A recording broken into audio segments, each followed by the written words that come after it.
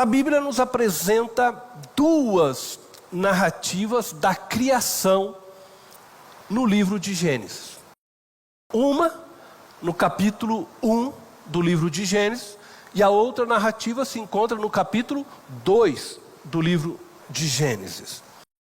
Ambas as narrativas apresentam descrições da criação do ser humano, do homem e da mulher. Elas possuem enfoques diferentes, mas elas se completam, nos ajudando a compreendermos melhor o projeto ser humano e a relação familiar estabelecida então por Deus no Éden. Iremos iniciar a nossa reflexão pelo capítulo 1 de Gênesis. O nosso primeiro ponto de hoje está no enfoque deste primeiro relato da criação do homem e da mulher. Portanto, o nosso primeiro ponto é homem e mulher.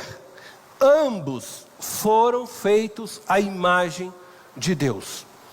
Para isso eu quero convidar você então a me acompanhar na leitura de Gênesis capítulo 1, versículo 27. Diz assim: criou Deus o homem, à sua imagem. A imagem de Deus o criou. Homem e mulher os criou. A palavra hebraica, que traduz a expressão homem, é a palavra Adam.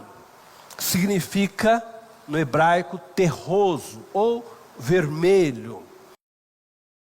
O texto, no pé da letra, está dizendo que Deus fez o terroso, porque Ele fez o homem da terra à sua imagem.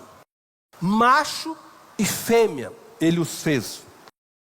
Essa palavra homem, e aí você precisa ler ela dentro do seu contexto, você logo vai perceber que está falando do ser humano.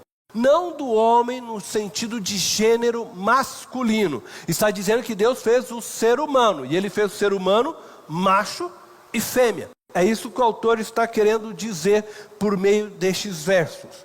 E esta palavra, acabou dando o nome então ao primeiro homem, que nós chamamos hoje Adão. Nós podemos afirmar que esta primeira narrativa, pelo seu contexto, então nos ensina que Deus fez homem macho e fez homem fêmea. Isso significa dizer que Deus fez dois seres com características físicas, sexuais e emotivas bem distintas um do outro. Homem e mulher. Mas o texto quer nos mostrar que ambos foram feitos à imagem de Deus. Não é somente o homem a imagem de Deus, e não é somente a mulher a imagem de Deus. Ambos foram feitos à imagem de Deus.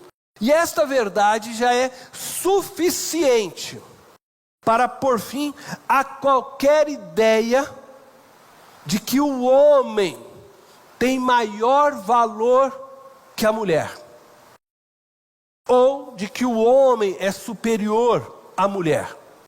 Ambos foram feitos à imagem de Deus. Deus fez o ser humano macho e Deus fez o ser humano fêmea. Ambos à sua imagem e semelhança.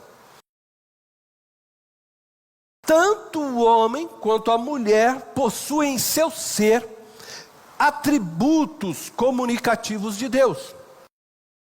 Certos atributos se veem mais presente no homem e outros na mulher, de forma que ambos, homem e mulher, se completam.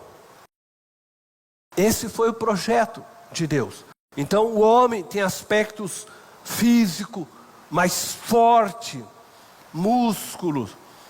O homem tem uma estatura, enfim, Deus fez o homem nesse sentido físico, vamos assim colocar, maior que a mulher, então mais forte que a mulher. A mulher, neste aspecto físico, é mais frágil que o homem.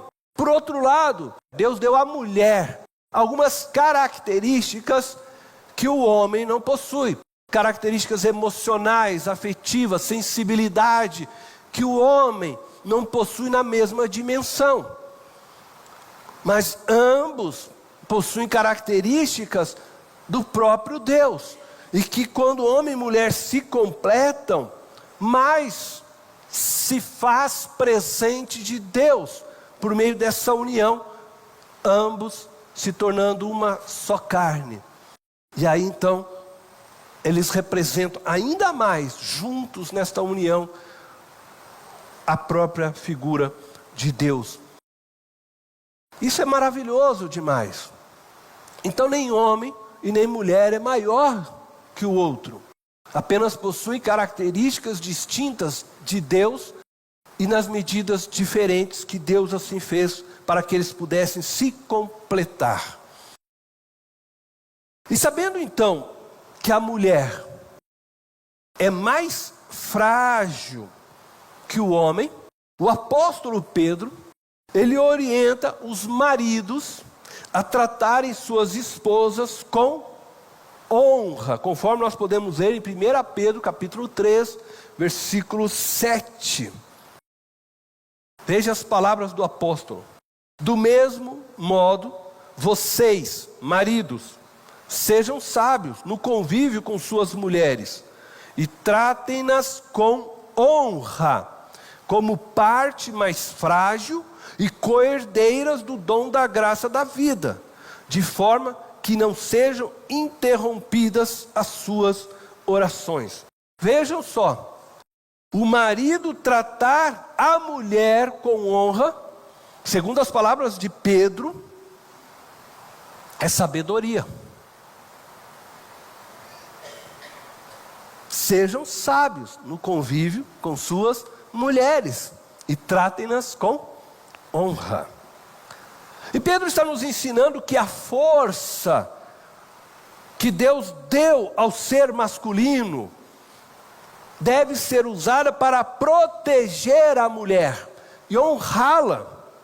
Diante disso, é inadmissível que o homem use de sua força para coagir a mulher ou se fazer prevalecer sobre ela por meio da força. E seja essa força física, seja essa força psicológica, é inadmissível. Porque ao homem, esse deve honrar a sua esposa e tratá-la desta forma. E isto é ser sábio aos olhos de Deus.